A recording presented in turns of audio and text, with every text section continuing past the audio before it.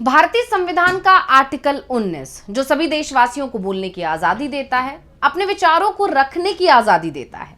इसमें नागरिकों को सरकार की नीतियों की आलोचना करने का अधिकार भी है, लेकिन अब इस अधिकार को भी छीनने की कोशिश शुरू हो गई है। इसे लेकर बीजेपी की सरकार एक कानून तैयार कर रही है और इस कानून के बनते ही अभिव्यक्ति की आजादी को सीमित कर दिया जाएगा। अगर आपने सरकार की आलोचना की तो आपको जेल भी हो सकती है। यानी अगर सरकार की नीति से आप खुश नहीं हैं तो आप सरकार की आलोचना नहीं कर सकते। तो आखिर बीजेपी की सरकार क्यों लोगों की बोलने की स्वतंत्रता पर ब्रेक लगाना चाहती है? बीजेपी की सरकार को अपनी आलोचना से क्यों डर लग रहा है? और क्या इस कानून के बनाने से सरकार को विरोध की आवाज दबाने का मिल जाएगा अधिकार? तो आज हम अपनी स्पेशल रिपोर्ट में इन सभी मुद्दों पर करेंगे चर्चा। नमस्कार, मैं हूं अंशिता। महाराष्ट्र सरकार एक नया कानून पेश करने की कोशिश कर रही है। अगर यह लागू हो गया तो यह किसी भी व्यक्ति या फिर संगठन को किसी भी विषय पर सरकार के खिलाफ बोलने से रोक देगा। सरकार की किसी भी नीति की आलोचना गंभीर अपराध हो जाएगा। अब सवाल ये भी उठ रहे हैं कि क्या इस कानून के पास होने पर सरकार से सवाल पूछना भी अपराध होगा? मीडिया में सरकार के खिलाफ रिपोर्टिंग, खास तौर पर सोशल मीडिया पर सरकार पर हमला अपराध हो जाएगा। महाराष्ट्र सरकार ने इस कानून को लेकर लोगों से आपत्तियां और सुझाव भी मांगे हैं। इसके लिए अंतिम तिथि 1 अप्रैल 2025 है। यह कानून महाराष्ट्र सरकार को असीमित शक्तियां देगा। मौजूदा मुख्यमंत्री और बीजेपी नेता देवेंद्र फडणवीस ने पिछले साल इस विधेयक को सदन में बतौर डिप्टी सीएम पेश किया था।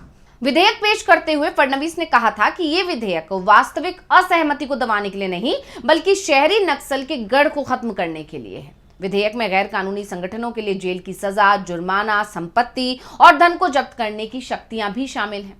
तो अब फडणवीस सीएम बन गए हैं और इस बिल को हर हालत में पास कराना चाहते हैं। कहा यह भी जा रहा है कि यह कानून उन लोगों को सबक सिखाने के लिए है जिनकी विचारधारा बीजेपी विरोधी है, जिन्हें बीजेपी और आरएसएस से जुड़े लोग अर्बन नक्सली भी कहते हैं। वैसे इस कानून का महाराष्ट्र में विरोध शुरू हो गया है।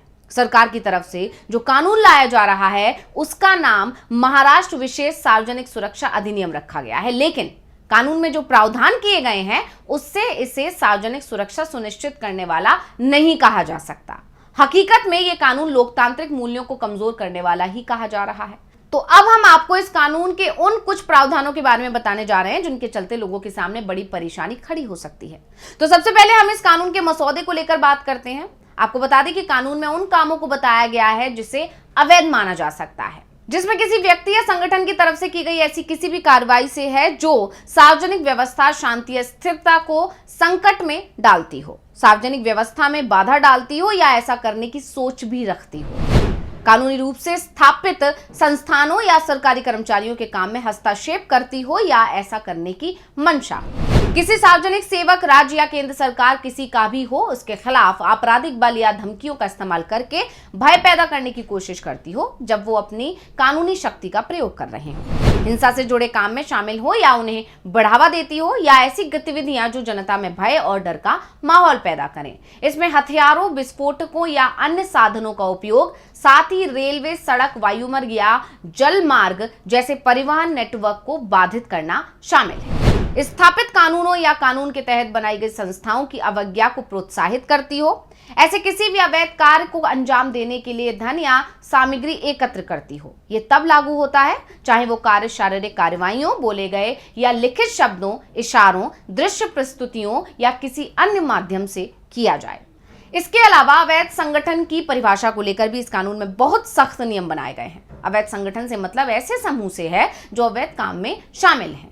तो कोई संगठन अगर किसी भी माध्यम या तरीके से अवैध कार्यों को प्रत्यक्ष या अप्रत्यक्ष रूप से उकसाता, सहायता करता, समर्थन करता या उसे बढ़ावा देता, कोई भी व्यक्ति जो किसी अवैध संगठन का सदस्य हो, उसकी बैठक में भाग लेता हो या ऐसे संगठनों को दान देता हो या उनसे दान स्वीकार करता हो, उसे 3 साल की जेल या फिर 3 लाख का जुर्माना हो सकता है। अब बात करते हैं कि आखिर सरकार ने जो प्रावधान इस प्रस्तावित कानून में किए हैं उससे लोगों के मन में डर पैदा क्यों हो रहा है। दरअसल इस विधेयक प्रशासन को बहुत ज्यादा ताकत दी गई है, क्योंकि किसी व्यक्ति पर अवैध गतिविधियों में शामिल होने का मात्र संदेह भी हो तो सरकार उसके खिलाफ कठोर कार्रवाई कर सकती है। इससे राज्य तंत्र को लोगों के मौलिक अधिकारों का अतिक्रमण करने की अनुमति मिल सकती है। यानी सरकार को खुली छूट होगी कि वो असहमति की आवाज को दबा सके।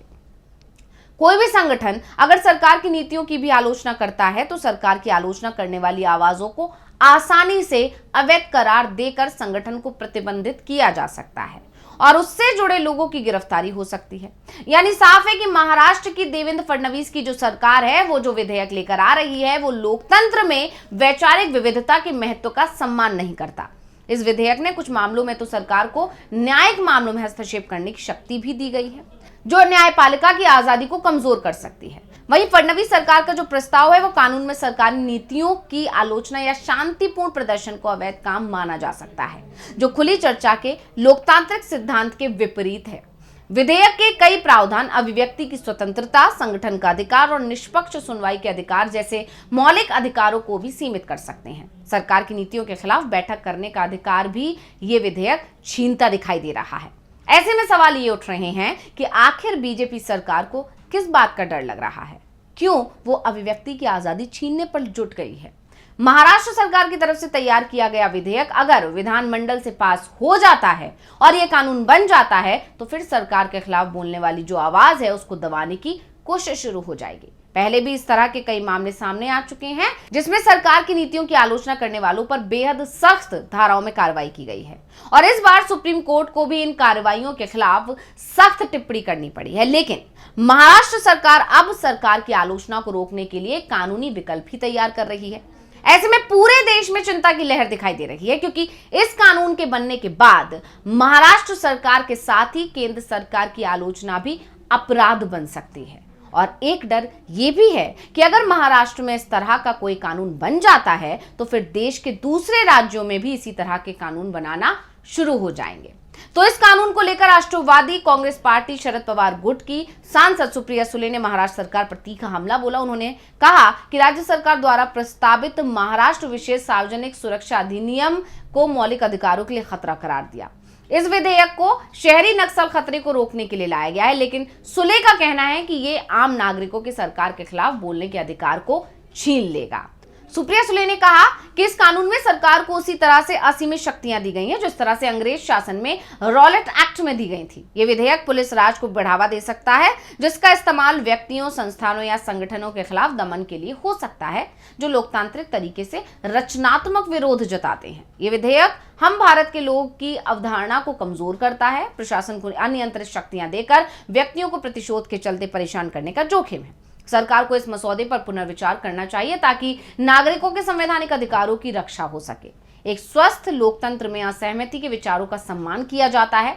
लोकतंत्र का सिद्धांत विपक्ष की आवाज को महत्व देता है क्योंकि ये सुनिश्चित करता है कि सत्ता में बैठे लोग जवाब दे रहे हैं और जनता की राय का सम्मान करें। दरअसल सुप्रिया सुले का जो ये बयान है वो तब आया जब महाराष्ट्र विधान सचिवालय ने अखबारों में विज्ञापन के जरिए नागरिकों और गैर सरकारी संगठनों से इस विधेयक पर सुझाव और आपत्तियां मांगी। विधानसभा ने पिछले शीतकालीन सत्र में इसे राजस्व मंत्री चंद्रशेखर बावनकुले की अध्यक्षता वाली समिति को विचार के लिए भेजा और अब देवेंद्र फडणवीस के सीएम बनते ही ये बिल दोबारा से चर्चा में आ गया है। तो ये रिपोर्ट आपको कैसी लगी हमें कमेंट करके अपनी राय जरूर दीजिएगा। इसी के साथ मुझे दीजिए इजाजत। देखते रहिए DV लाइव। नमस्कार।